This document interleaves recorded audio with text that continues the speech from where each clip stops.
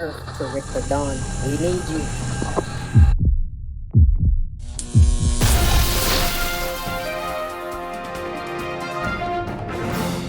Yo, what's going on? In this episode, we'll be talking about Terence "Bud" Crawford and his fight with Canelo Alvarez. Can't wait. We'll be talking about Angel Reese, who is now the new cover athlete for the WNBA version of NBA 2K. Shout out to Angel Reese. We'll be talking about the beef that's starting to kind of, bubble at the surface between Nicki Minaj and JayZ.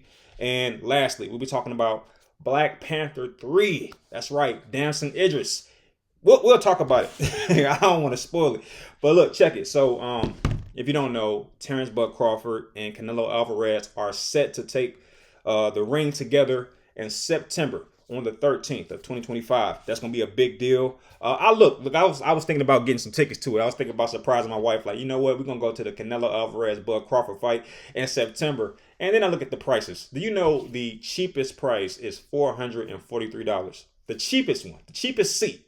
If you want to go and just like be the one way in the back, you're gonna be spending $443 per person. That's crazy. So not going to that one. I watched that one on TV on YouTube the day after the fight. But the big question I want to ask you though, who do you think wins this fight? We got Bud Crawford, known for his knockouts. In fact, I did some little due diligence, little reporter work. Terence "Bud" Crawford is 41-0 with 31 knockouts. That means he knocks out just about everybody. Whereas Canelo Alvarez, he's 63-2-2 with 39 KOs. Look, Canelo is a monster, man. He's only lost to other monsters, that being Floyd Mayweather and Dimitri Bivol. So, it's just gonna be a tough out for Terence "Bud" Crawford. And if you want to know what I think in terms of who I think will win this fight, I would like you to go to this place, okay? Because I don't want to say it in this video. I just feel like I can't do it. I just can't bring myself to do it. So go to wordy.com. That's WEERDY.com. And I've posted my answer there. Okay? And feel free to argue with me over there. I'm not doing it here. I'm not doing it here. Now, this fight almost did not happen because of... I want you to figure out who this person is. Name the person who you think almost stopped this entire fight from happening because Canelo Alvarez is going to fight him instead. Name the person. Huh? Yeah, Jake Paul. That's crazy.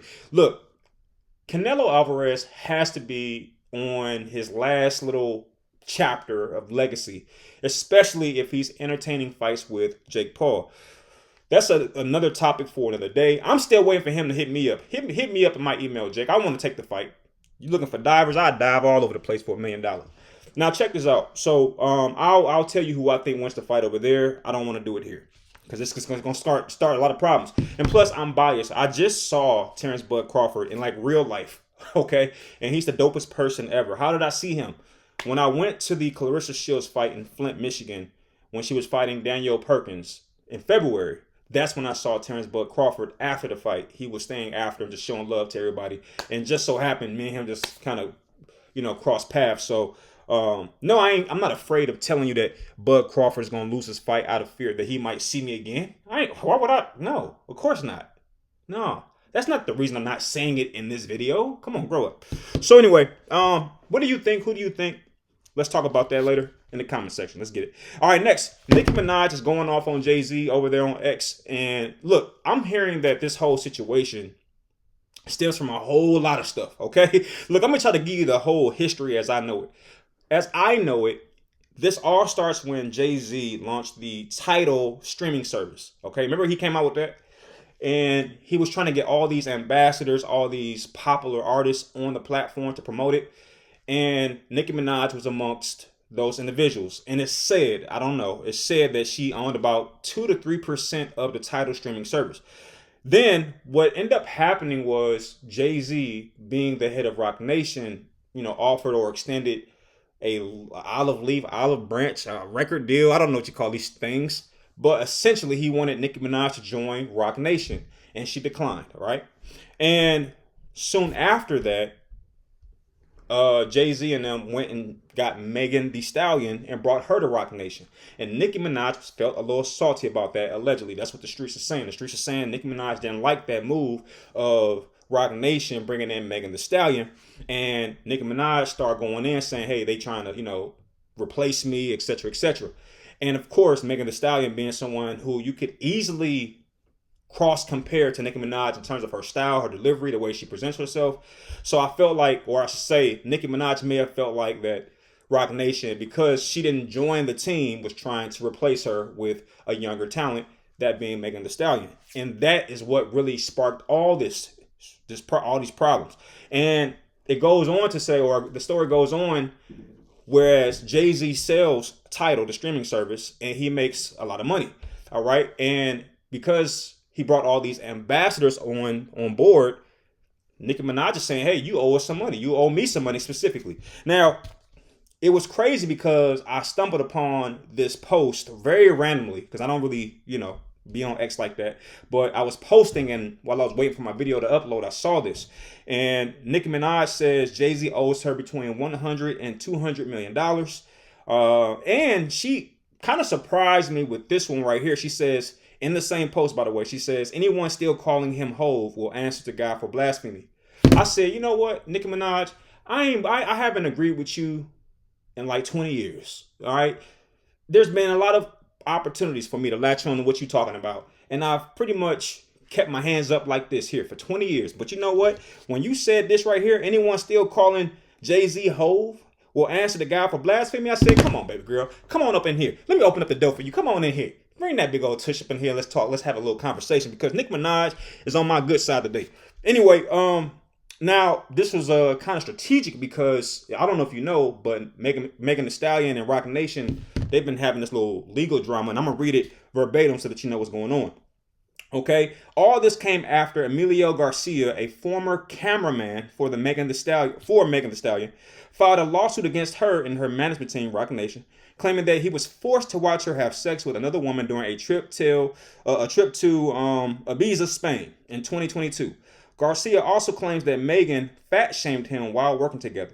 The motion to have a lawsuit thrown out, or this lawsuit thrown out, was denied by a federal judge. And I said to myself, Emilio, how did you get a job where you get to watch Megan Thee Stallion have sex with women on airplanes? How did you get that job? Because man, I wanna go ahead and put in my little application, and she can fat shame me. I don't even care. I'll pull this right up right now. I said I couldn't believe that, man. My man is just filing a lawsuit because he did not want to see Megan Thee Stallion have sex with a woman. I said, okay, all right, that's a lot going on right there. And how do you get a job like that? I want one. So yeah, that's what's popping off. Are you team Nicki Minaj? Are you team JayZ? Do you think Nicki Minaj is out of bounds? Do you feel like she's yeah, look, I did look online. I looked at all the comments, and a lot of people were laughing, just saying like, hey, how does owning 3% of Tidal warrant you $200 million? And you know what I say? Give it to her. That's what I say. All right, next we're gonna talk about NBA 2K. They have a the video game is coming out, and as you know, every year they get cover athletes and stuff like that. So there's 3 versions of the NBA 2K cover. You got the standard edition with SGA on it. All right, Shai Gilgeous-Alexander.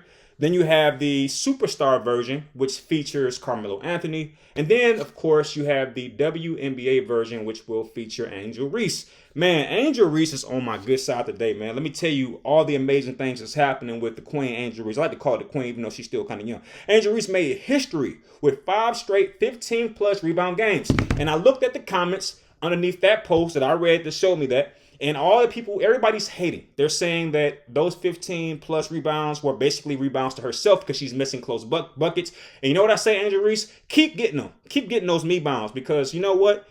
Hey, look, keep the haters talking. Keep the haters busy. And I love what Angel Reese is doing, because she is not folding under the pressure. She has so many people taking shots at her. And a lot of it, let's be real, stems from her quote-unquote rivalry with Caitlin Clark.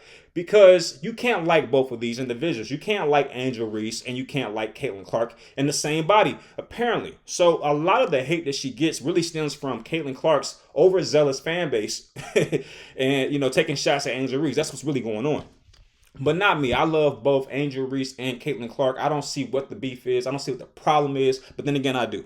All right, she got 15-plus rebounds in 5 games straight. And Angel Reese won Player of the Month. I love it. I love it. I love it. I love it. All right, and, this is something that I don't have to say, but I will say she just dropped her new signature shoe, If you don't know, she has a deal with Reebok. All right. And her new shoe is the Angel Reese 1. Love it. All love to the queen, man. You know, I know all about dropping shoes. They go to Don 1 right there. Signature shoe. Gold and black. You feels me? But anyway, what do you think about this NBA 2K cover choice? Do you like this? Oh, yeah. By the way, they do have I think it's called basically they have a fourth version where all the athletes are on the cover, that being SGA, Angel Reese, and Carmelo Anthony. So you can get either the individual ones or get the one that has all of them on the cover. And you know, I still have my Kobe Bryant NBA 2K cover, and I kept it because I'm like, one day this might be worth a lot of money. I kept it in the safe, and I'm like, yo, I'm not ever allowing this to, you know, leave my possessions, because at some point 20-30 years from now, this could be worth a lot of money. I want to say it was like NBA 2K15, and it was I bought this certainly before Kobe Bryant passed away. So maybe I need to put that on eBay or something, see if somebody will pay me $50,000 for it, $200 million for it. How about that? All right, and then lastly, we're going to talk about my main man, Damson Idris, who was scheduled or said to be playing T'Challa, all right, in the reimagining of the Black Panther series. I'm not sure how this works because it's being touted as Black Panther 3. But at the same time, it's kind of like a reboot. It's a soft reboot, if you will. And I'm like, how? Wow. Well, I'm confused, because if it's a reboot, then why is it Black Panther 3? And if you're replacing Chadwick Boseman with Damson Idris, then like, how are you replacing them? Explain that to me. Like, are you replacing them like you're going to make it known within the film that this new person is the new T'Challa, and you're gonna, you know, make mention of Chadwick Boseman's version? Or are you gonna pull a Will Smith or Family Matters, you know, where you switch Harriet, or you switch what was the mom from Fresh Prince, where you just switch them and expect us not to even notice? You feel what I'm saying? So like, one of those is gonna happen. I think that this is a pretty dope change, because I did not see Wakanda Forever. I did not like the fact that they just tried to look past the whole T'Challa situation. They just said he passed away, and they had a whole movie without a male lead. I just feel like it's called Black Panther. We know about T'Challa. There has to be a male lead, period. It's like, I'm coming to see the Black Panther. I didn't want to see all these characters that were meant for, you know, the background to now be pushed to the forefront. Didn't like that creative decision. All right. Anyway, Michael B. Jordan was reportedly asked to take the mantle from Chadwick Boseman, but he declined. Allegedly, I don't know if any of this is true. And he is said to reprise his role as Killmonger. So that's pretty dope. He'll be back. I don't know if this is true. They're saying that Denzel Washington is a part of the cast. I don't know if I believe that. We'll see. He's supposed to be playing T'Chaka, who is T'Challa's father. Look, I don't know what they're doing, but I know one thing for sure. Ryan Coogler is the person that will be heading this project, and that makes me happy, especially after seeing what Ryan Coogler has done to this point. You have Fruitvale Station, one of his underappreciated hits. Of course, everybody knows about Sinners. Everybody knows about that. Everybody knows about Black Panther 1, all that. So it's kind of cool to see him come back, despite the fact that he's becoming bigger and bigger as a, you know, producer and director. So that's pretty dope. And, you know, with him coming back, I feel like this is going to be okay. Now, I have a little confession. I did see Black Panther 1 and I did not like it. Okay? I've never seen Black Panther 2. And I probably won't see Black Panther 3. And I'm going to tell you why, because I know somebody's a little confused. It's mainly because I saw the salaries from the individuals who were in the first Black Panther. So I went to go see it the first time. I fell for the Kool-Aid, all right? I fell for the okie doke. I said, oh my gosh, it's a Marvel, but with black characters. I fell for that. And I watched the movie, and I went home, and I did some research on how much they made. And I'm talking about they made crumbs. All right, they made crumbs. There's a report out there, and I'm not sure if this is true. There's actually conflicting reports out there that Chadwick Boseman only brought in $500,000 for his role as T'Challa in the first Black Panther. I said that just can't be true. It just can't be true. And then when I looked at the salaries for all the other individuals in the movie, they were making peanuts, like $100,000, $200,000. I said, what? And then this movie goes on, this whole franchise goes on to be worth more than $1 billion. I'm talking about like 1.6 billion, all the releases to this point. So, you know, how are these people only making 500,000?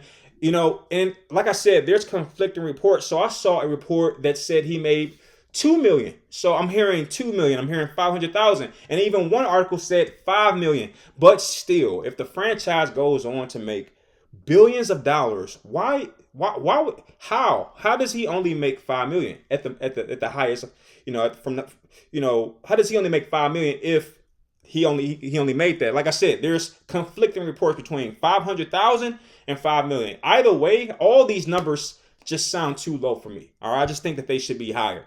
Now, if you're wondering when Black Panther 3 is set to come out, it's set to come out in 2028. So we'll see. We'll find out if any of this is true. Like I said, a lot of this is alleged.